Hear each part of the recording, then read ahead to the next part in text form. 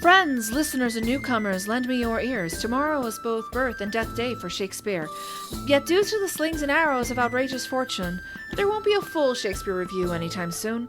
However, since we still have many outtakes to spare, I thought now would be the most appropriate time to share thoughts on the likes of, if I'm being honest and try guys, that we couldn't bring up when players and writers were still on strike. A good half of the former was in fact in the vault, and like many things about that book, it was all the author's fault.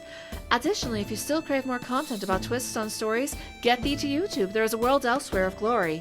A role-playing tale told by some familiar voices, where characters were faced with making choices, not only to keep stories out of the bondage of greed, but perhaps from their own doubts they will be freed. Come see the 4.5 hours traffic on Switch and YouTube, and perhaps even open your wallet to Witsy if you are in the mood. But without further delay, I'll commence the outtakes.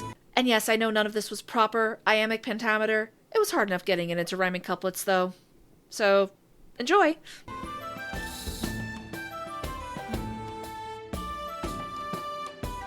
Well, actually, did she tell her them at this point, or was it after? Yes, because Paige got told when Dad showed up. I thought Paige and Andrew were there. And that was part of what broke Cameron and pushed her to do the dump. It was late and I was tired and this book was so long. By this point, when Cameron admits to herself that she's actually into Brendan, she sort of gives up on the whole Andrew thing, and by then she'd had their falling out with Andrew where she tried to explain what the fuck was going on, and Andrew basically blew her off. She's like, alright, fuck you too, dickhead. And so she was basically like, okay, yeah, Hav and Aquila, they have my blessing. Again, we would have done the thing that we're trying not to talk about if it weren't for hate. We would have done the musical number shaped elephant in the room. I'm gonna take the fucking pen in advance. Hey, your eyes have a little bit of green in them. Ah! I would have been able to cry about Heath Ledger instead of yell about this fucking book! Oh, let's wait until because we do still need to kind of, now that we've kind of, because I kind of lit the fuse by quoting the book regarding Catherine. I still stand by, I want to do a staging of A Midsummer Night's Dream that takes place in an IKEA, where the audience follows the action through an IKEA, but not like one of those crappy city IKEAs, one of those like out in the suburbs, full, like, block-sized IKEAs. Like, all of the, like, mechanicals and stuff happens all on the main floor. Like, the civilization happens all on the main floor, but the Feywild shit happens in the warehouse. Save that for the next time we do a Midsummer. What Shrekwork 212 does, it's always 212. That's the joking, like, base number I go for. Or you call it the musical elephant in the room, or the sword of Damocles that is hanging over our heads, or you have a little green in your eye. The thing I think that, like, that decides to go with is, I already made this joke in the La Belle et la Bête episode that may eventually see the light of day, assuming we get out of Struck Hell. But I'm gonna make it again. Well, there is one very big one we cannot talk about, like I said. My first introduction to this play, as far as I can tell, we can talk about, because it's Canadian. I did not find any Struck distributors here. Sam, you look like you might know what I'm talking about. Is it the one with Bruce Willis? No. Wait, no, not that one. Is this an episode of Moonlighting? It is an episode of Degrassi. Oh. Incredible! What do you mean Degrassi didn't baby the true episode? First of all, I don't doubt it. I only know about Degrassi through osmosis, and by osmosis, I mean Jane Mulcahy did a great, like, hour-long video about, like, the history and issues with Degrassi, and then a different YouTuber I watch called You've Got Cat is doing, like, a deep dive from, like, the middle school years through the next gen, and she's currently working her way through next gen, and it's truly incredible filmic history shit. Oh, I know. I was the exact right age to watch most of Next Gen. I only stopped watching when JT died, because that was fucking traumatic. Oh, you stopped real fucking early then. Yeah, I know. I know nothing about Smart. this show. Keep it I that have way. Smart. absolutely no interest in Smart. changing Keep it That is that. very way. fair, but I do need to talk about this one episode, though. There was an episode where basically the class assignment was for each... It was pretty much all either people who were gonna be a couple eventually, or people who already were a couple. And they had to basically do the one scene where Petruchio and Catherine first meet, basically. Good morrow, Kate, for that's your name, I hear. And what's interesting is they used it to kind of parallel how the character Ashley was feeling with her boyfriend Jimmy, who you all might know as Drake now. Oh, you didn't leave the boy. Drake This was years? the Drake years. This was the pre-Drake in a wheelchair years. Drake it? What? What? What? Oh, you... Oh, Sam! I have to Don't tell me. Nope. Nope. No, Sam, you have to hear about the school shooting Don't get episode. The most influential school shooting episode in television. For those, I'm not putting the We're headphones drinking back on until you stop talking about that predator. that's valid as hell. Well, you know what? This It is episode valid, might but please oh you my God. then, because he gets dumped in this episode, because basically Ashley is going through a massive goth phase, basically, and Who isn't going through a goth phase? correct. But Drake's character Jimmy is not here for it and is kind of trying to push her to kind of go back to how she was before she went goth. And she ends up doing this scene with her future boyfriend Craig. And Craig, Fuck Craig. All my homies hate know. Craig. but have he so was many right in this regard. He was right for once here. Ash, the guy's a sexist pig. And abusive. I know, I read the play, But nothing, even if he wasn't, he'd still be a jerk. why? Because if he really loved Kate, he wouldn't want to change her. He'd love her for who she is. Because as the child of abuse, he was the child of abuse. Like, his dad was an absolute dick to him. Yeah, we saw it a bit differently. It didn't seem like a comedy to us. It felt darker. Can you tell us why you felt that? It's about breaking a person, their spirit, taming them and making them into someone that they aren't. Making them into a lesser version of themselves.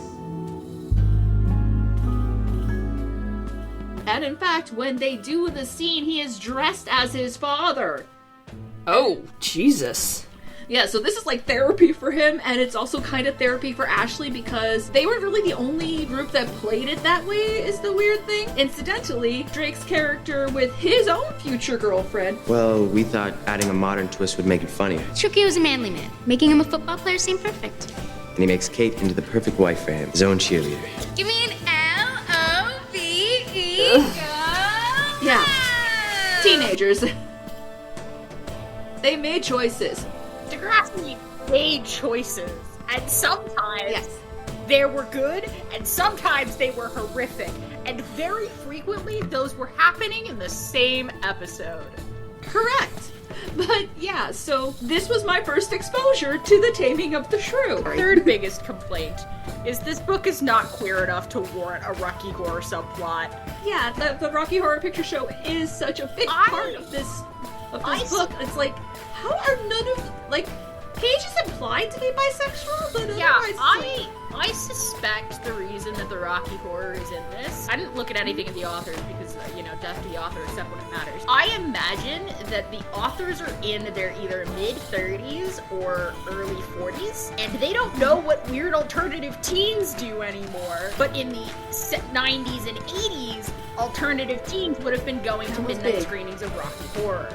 I mean, people still go to screenings of Rocky They Horror. still do. But, I don't, for my sake, for clarity's sake, my mother is a big Rocky Horror. She was in college. My mother went to college in the 80s. My mother distinctly told me that I wasn't Wait, shit, can we talk about Rocky Horror? Put it in a thing. It's part of the book. I'm gonna huck 2 pens in the thing. It's just gonna be like... I mean, and part of my disclaimer is we are only talking about this in relation to the subject at hand, and we really can't not we talk put about 3 it. pens in the cup. We'll call it good.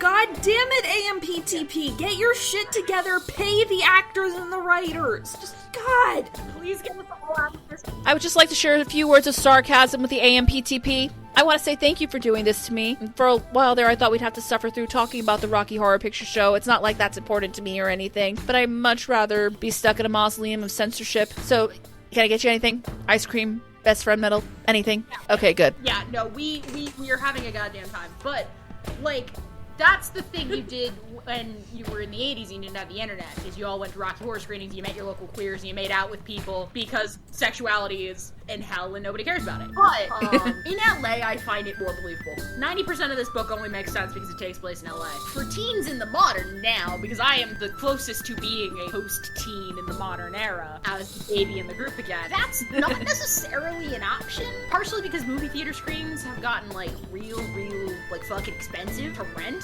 And so, like, back to the original, you know, thing we sort of can't talk about but have to talk about because it's the plot point in the book, the Rocky Horror thing. Like, I know the cemetery they're taking it in, partially because, like, my friend who lives in Culver City, she went to a Hozier concert there once, I think. I mostly know it because of Caitlin Doty's Ask a Mortician videos. Yeah, it's like a relatively famous cemetery that does a lot of events that are, like, vaguely spooky. So it makes sense that, like, the Rocky Horror is in this because it's LA. It does not make sense for these group of children to be seeing it. And, like, also to, like, this level of attachment, I guess? Because, like, that's the other thing, is that I feel like our generation has very mixed feelings about Rocky. Oh, like, there is the level of, like... At the very least, we all know how to do the time warp, but when you get into the consent issues and the sexual politics in general... The fact that we scream slut at the screen. The portrayal of people who are outside of the gender binary. It's very much, we respect it for what it does, and we respect it for its place in history, but it's more of a rite of passage, sacred, quiet thing that we all acknowledge should continue to exist, but we don't bring into public, I guess. That does make sense. I think as the oldest one here, I was probably like the last generation of teens that really held it dear. I mean, Beth, friend of the podcast, and my best friend since high school, had their Sweet 16 at a Rocky Horror showing, which of course I was there. That was actually the first time I had seen it in that setting. Did they make you? They did not, and I am so grateful for it. Yeah, like... I was not made to do it at mine either, or at least I wasn't one of the ones who had to come up to the front to do it. Yeah, I haven't seen it yet, so, you know. You don't have to, obviously. I do want to do it once to say I did it, but we're getting off topic. Yeah, exactly. Yeah, this is what editing's for. The thing is, correct. The thing is that I suspect that, again, like, these authors are probably in their either mid-30s, early 40s. This is just what their gen did as part of, like, established, like, that. And that's also, like, very convenient shorthand for these teens are out of the ordinary. But it also comes, as we mentioned, with bloated queer subtext. Obviously, like, that's the one thing I was just like, okay, how is it that you don't even have, like, one gay best friend, like, even? I would have accepted that at this point. I'm severely disappointed Elle didn't turn out to be Ace or something. We'll get into Elle. Yeah. Like, I was reading through it, and I'm like, you are not queer enough to earn, and, like, even though there's so... Shout out to, what's his fucking face? Who's the guy who's, like, a golden retriever boyfriend and a little... Oh god. The one who dresses up as Frankenstein. Grant? For him for being complete... Grant. Shout out to him for being, like, mostly written as completely normal about it. Yeah, no, he's having a blast dressing as Frankenfurter, and I kind of love it for it. Shout out to him for being mostly written as to being completely normal about it. Like, granted, he is probably doing it to sway what's-her-face. That's the other thing, is I forgot, like, 90% of these characters. Yeah. I've just flushed them from my brain. They're all annoyingly white. I think it alludes to Struck superhero movie starring Benadryl Cumberbund. I think Cameron mentions that she went on a bender, like watching, like she binged his IMDb page, like I frequently do with actors. That was like the one moment where I was like, oh, that's a relatable process. I have also done that. I have seen some truly terrible movies on Oscar Isaac's behalf, okay? You don't want to know what I saw in theaters for Natalie Portman. I subject myself to Zack Snyder Dreamscape feminist hell movie number 306 for Oscar Isaac. I have not done that yet, but I have seen a lot of other shit. We're almost done. Oscar baby. We can shoot the shit when we finish up, but are we... If the mother had done the apology of Struck worked 212, and I will take the pen for this because it's the only thing I fucking think of. There's an episode of Castle where they address one of Castle's relationships with his ex-wives. Yep. And I think the one who's Alexis's mother. Yep. And he basically says she's a deep-fried Twinkie. Yes. She's not good for me, but she is fun to have on occasion, and I deeply regret it after it's been done, and I will take the pen for that. Yikey Nike. I've been contributing to like 90% of these pens, but that's because this is how my brain functions. Yeah, no, it's how mine does too. Fun fact, my other best friend Aud's Tumblr handle is still deep fried Twinkie because of that. Yeah. So it's the idea, like, if You say that. I still have saved high school papers on my hard drive. I should probably get rid of them, but... Oh, I know I do. Yeah. Listen, I am the rare nerd who peaked in high school, okay? Oh, I don't have any of my high school papers because they were all written in a high school. I get it. drive.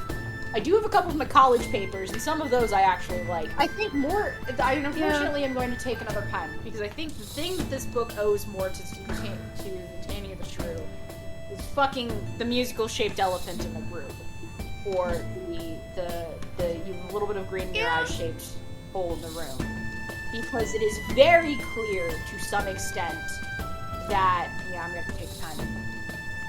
They basically made a bitchy version of Bianca without a cat to balance her out. And, like, you could make the argument Paige's cat, but no.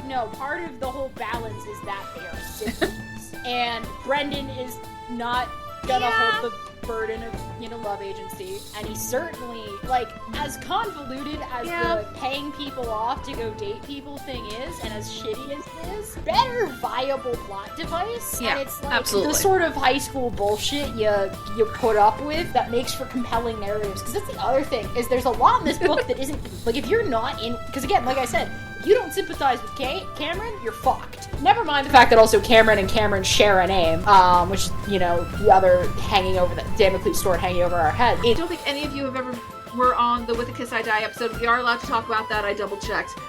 Although I guess maybe because this is on Prime, whatever. Pen. And eventually, like, I want to say around, probably around 9th grade, I can't talk. You can talk and just Throw a accept the pen. Throw a pen in for me, but that one Romeo and Juliet movie where Romeo looks like Troy Bolton. Yeah, the Zeffirelli one. Yeah, Zeffirelli. And that was, and then of course, I saw, you know what, actually? I don't think I've ever seen Romeo and Juliet live. Where we had to do Zeffirelli and Baz Luhrmann's, and we've already got a pen for Zeffirelli. Sure. Jazz, what about your thoughts on the big ol' R&J? Let's let Shammy do it first, and then I'll have mine. Oh. Can't quite remember the name. Hang on, let me see. It's like Romeo and Juliet, I think. Something like that. And the thing... Juliet. Like... Juliet and my homeo. I only speak English, my dudes. Yeah, no, there we go. In their very first interaction, they do the Lady and the Tramp with the spaghetti. Yeah. For the first fight between Romeo... No, excuse me, that's not correct.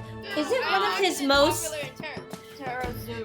I cannot pronounce his name. Terazuka Theater, or is it... I don't know.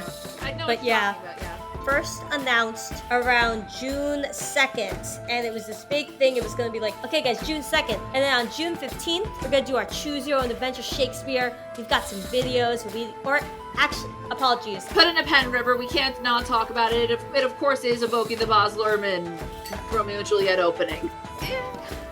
Like, it's obviously yes-anding that. I guess. I see that. There were 8 cast. No. There were 1, 2, 3, 4, 5. Like, because that's the thing, there's a reason that one of those, like, TikTok musical artists has a song about showmances and how absolutely disastrous they are. For one thing, not actually her first Romeo and Juliet, even. Really? Unfortunately, No? I can't talk too much about that because it looks like that one's on Prime.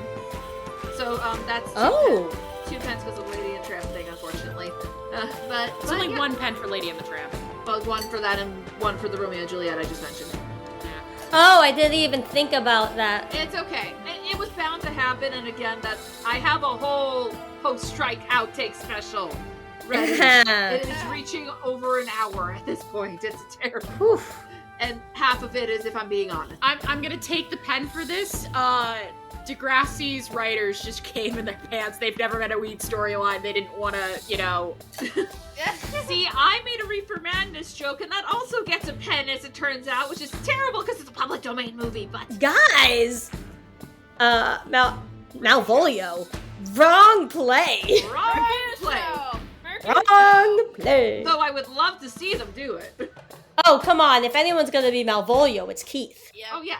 Absolutely. Oh, yeah, no, I'm just saying, I would love to see them do 12th Night, but we'll get further into that. Yeah. Emmy Award-winning Huey Stonefish.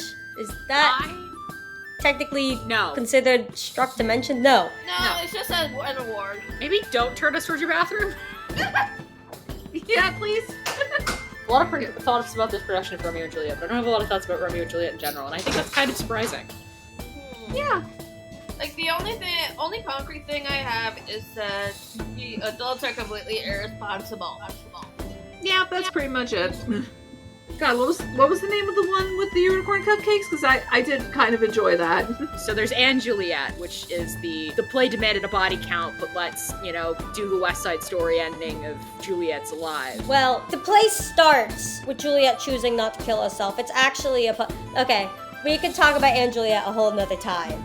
But for simplicity's sake, it's a story about self-discovery post-shenaniganery.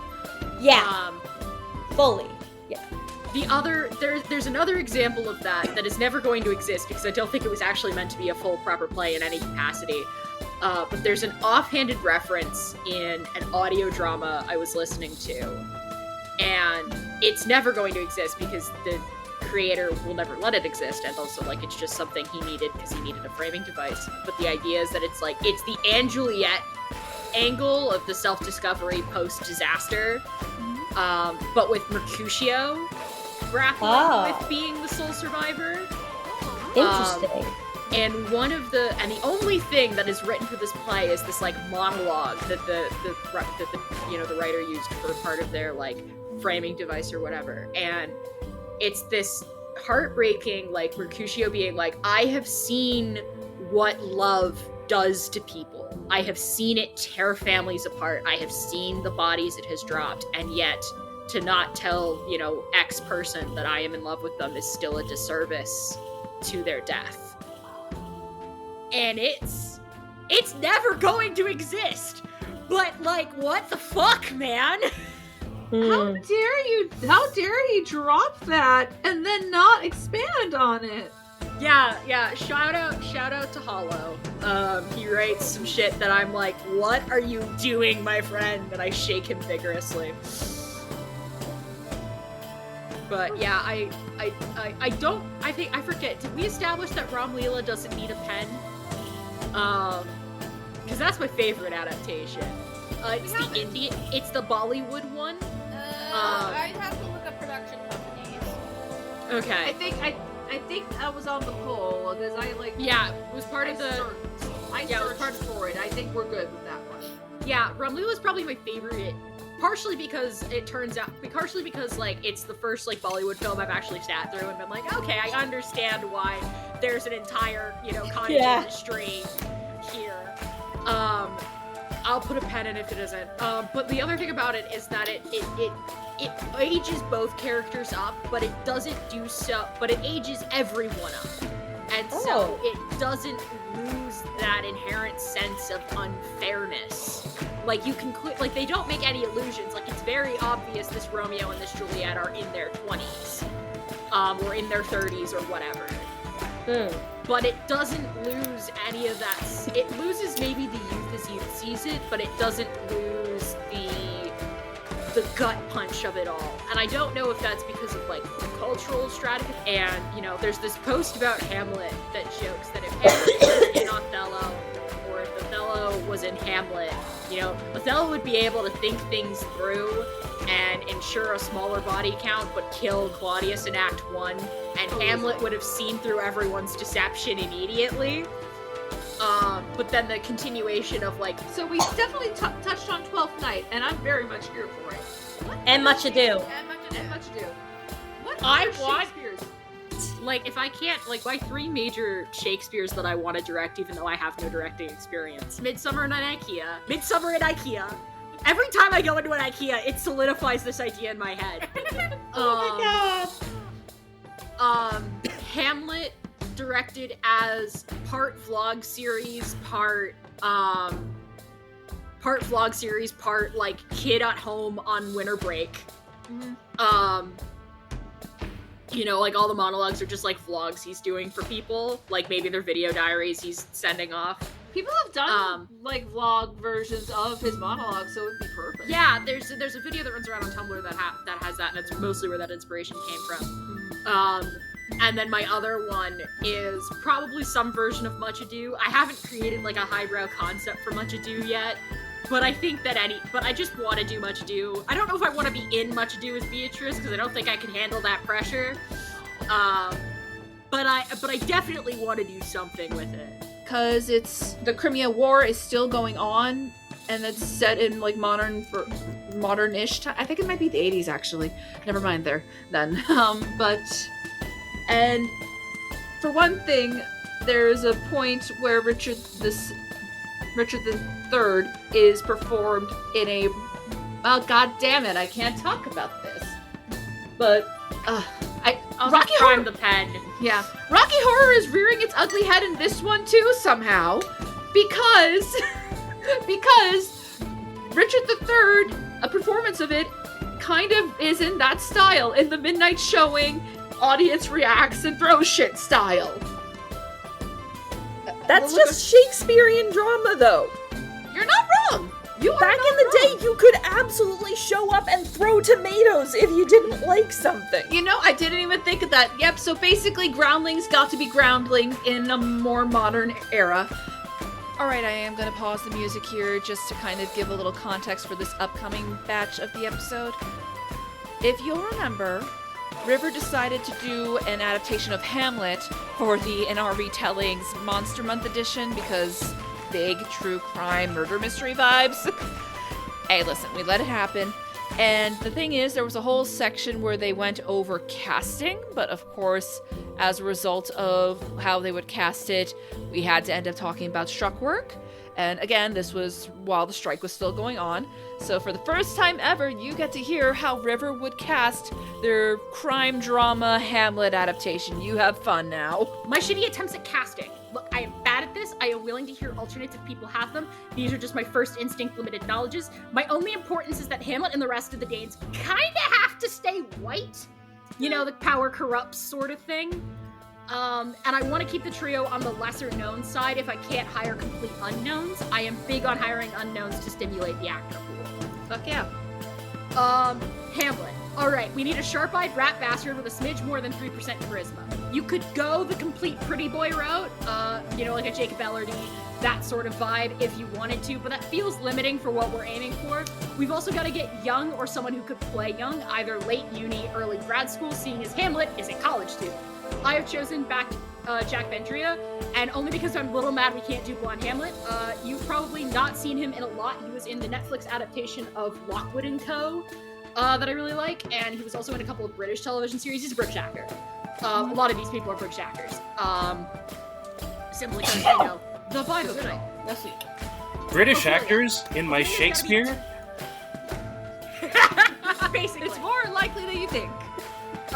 Ophelia is gotta be tough, no nonsense. She has been dealing with Hamlet's bullshit for years and only puts up with about 30% of it, but she does deeply care for him. If I were an absolute mad lad, this whole trio would just be the cast for the bastard son and the devil himself, but I don't completely hate myself, so we're just pulling the one, and unfortunately, because I was so dead set on her, she is our barometric for how old or young our characters can go either way. She will be our barometer because Hollywood can't cast anyone within age. For example, she is 28, I believe. Jack is 30 or 29, somewhere within that range. Basically, she is our barometric. This is Nadia Parks. She plays Annalise in The Bastard Son. She was also in The Spanish Princess, I believe.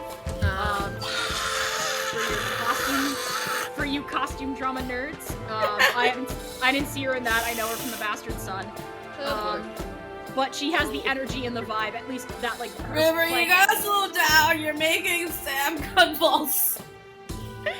Why is Sam convulsing? I think. The Oh wow! Spanish Princess is an abomination of Philippa Gregory's worst instincts, made entirely worse by the efforts of its showrunner. It is a mockery of Catherine of Aragon. The character that Nadia Parks plays in it is bullshit. I hate it. I hate all of it. Hate.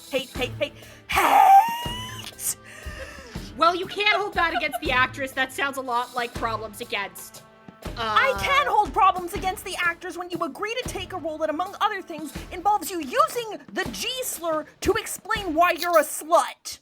Ew. That again feels more like a writer problem. Put a pin in it, I guess. Yeah, put a pin in it. Put a pin in it.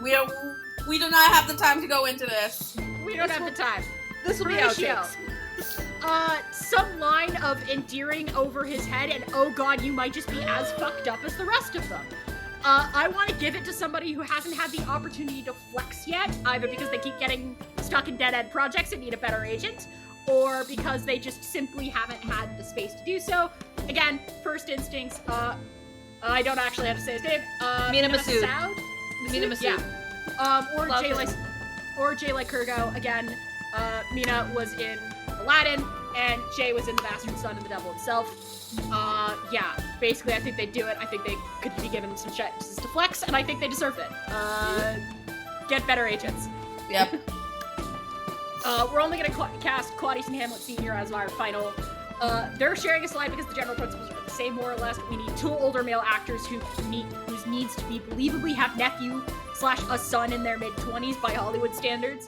We also need to be a little bit petrified of them for the trio's sake, for the believability of the criminal empire. For Hamlet Sr., the easiest paycheck of the lot, I shoot for Michael Fassbender because I do think that Claudius and Hamlet should be the biggest names on the billing. And because it's my adaptation, if I can't get him as Hamlet, then Hamlet Sr. will have to do. And besides, he only really needs to be in it for, like, being a dead body, and then, like, maybe 2 or 3 days where he comes in and does a bunch of videos for ghosts, metaphorically, or if you wanted to do a flashback sequence like Brana does. I will take suggestions for Claudius. I didn't have anybody immediately picked out. Henry Zerny comes to mind. Who? Henry Zerny. He's the patriarch in Ready or Not. Fair enough. I mean, this whole part is probably gonna be cut to ribbons because struck work mentions. Exactly. We're out of pens. But I always mean, like you Brian know, Cox the for this version- kind of thing. Brian Cox also does work. I just think he's a little old to have a 20-something's kid. Like, all of his like in Succession, all of his kids are very obviously in their 30s and 40s. I mean, That's an excellent point. So I'm not the biggest fan of Michael Fassbender, so I'm not like advocating same. for more of him, but hear me out. This wasn't done, as far as I know, this hasn't been done in a Hamlet, but I think I that know might what just you're be saying. a complete gap in my research. I did think about doing the double cast. it has been done. Yeah. It has been done. Okay, it's been done in the and David I just Tennant don't test. stick. It's been done in Oh. the David Tennant version, actually, with Patrick Stewart played both. Sorry, go ahead. Oh. Yeah, no, I love that. I love that. Yeah, I did think about the double cast. I just didn't think that it would like fully work for what we're doing. That's the sort of thing that works really well on stage, but gets real hit or miss in movie form. But yeah, so that's Depends my on how you do it. If you're willing to like add a couple of like prosthetics or dye hair differently, it can work. So long as it's not nose prosthetics. That's just a very touchy thing. Bradley. go to your room. Like add some scars, dye the hair a different color, that sort of thing. I mean, Yeah. twins do exist. I'm just saying. Yeah. Yeah. But even twins have like subtle differences. No, I know. But yeah, I mean, since I did lose my shit a little bit over the Ophelia casting, I will say the thought that went to my mind, and I hope to God I'm pronouncing the name right, I thought of Charitha Chandran from... Yeah, Charitha Chandran. Yeah, I love her. I want her to be in more stuff. Like, I get why Simone Ashley has more stuff now, but, like, I think Charitra. Yeah, she can be no nonsense. So okay, I have not seen Bridgerton. That's the gap in my knowledge. Listen, it came about because I cast because I have college age actors, but like all of them are like 30. Yeah. They are 30 they're like 29 to 30.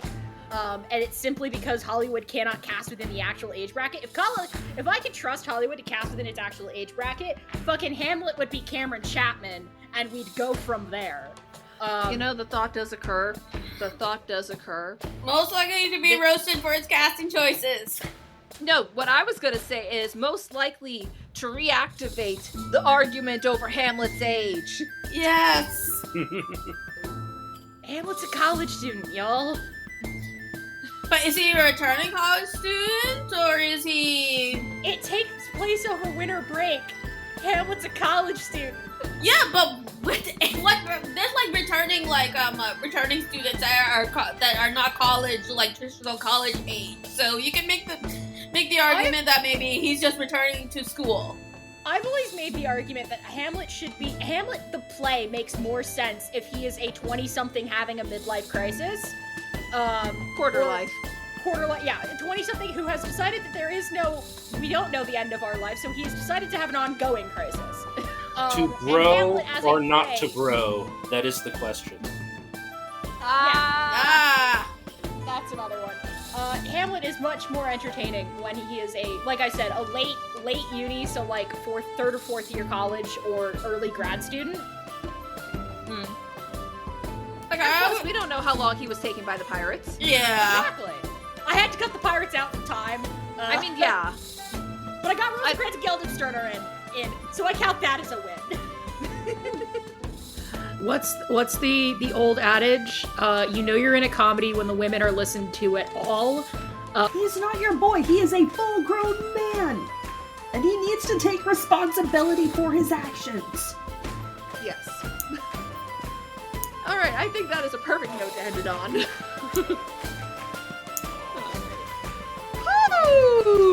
I couldn't agree more, me from the past. So remember, you can always find me on Twitter, Tumblr, TikTok, and Blue Sky at Faye Riviera. You can follow the show on Twitter at IAR Podcast. And once again, for the rest of the week, up until Friday, the Worlds Elsewhere Theater Company will still be taking donations for our recent charity stream of Musica Universalis 2. Please go check it out if you happen to miss the stream, because that will be up forever. And if you have money for that, please consider donating to Witsy. And if you're done with that and you still want to donate to things, please consider donating to our Patreon, our Ko-Fi, or the support the show link below. Or if you're broke like most of us are, even just rating us on the podcast catcher of your choice, or leaving a review, or sharing us with anybody who will listen. It really helps keep the show going, helps us reach the next chapter of our story, which, speaking of, next week we will be having a somewhat belated Passover episode on the Prince of Egypt. Actually, yeah, thank you for reminding me, Brain. Happy Passover to all who celebrate. And I do hope we'll see you next week when I post that episode.